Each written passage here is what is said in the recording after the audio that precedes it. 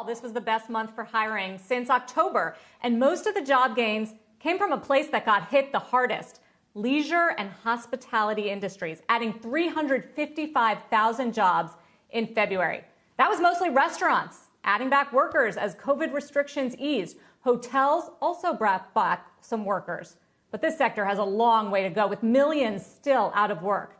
As far as the rest of the economy, we did see jobs get added in healthcare, retail, and manufacturing, though not everyone gained. We saw job losses in construction last month, likely impacted by the extreme winter weather we've been having. And state and local governments continue to slash jobs as budgets are strained.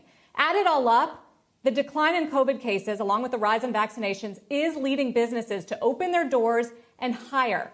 Bank of America's chief economist, Michelle Meyer, tells me, Shep, the economy will take off in the coming months if we see this continue, and the consumer will drive it. She's expecting as much as 11% growth by this summer.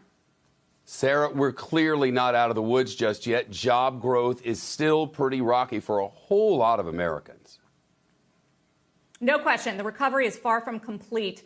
About 10 million Americans are still out of work since the pandemic, and the recovery is not equal. The black unemployment rate, for instance, actually rose in February to 9.9%. The overall rate is 6.2%. It's even lower for white workers. It's all part of this K-shaped economic recovery. The fact that it's just not working for everyone, and it's not just racial inequality. The speed of recovery, for instance, differs by industry. Manufacturing, housing, financial services, other areas where people can do their jobs remotely at home are all having a fast recovery and are at or near pre-pandemic levels. But travel, retail, hospitality, bars, restaurants, even with today's big job gains, are slow to recover and still deeply depressed. It's also K-shaped in the split between the wealthiest Americans, who have kept their jobs and seen their stocks rise, faring better, while millions of lower-income Americans still face major financial setbacks.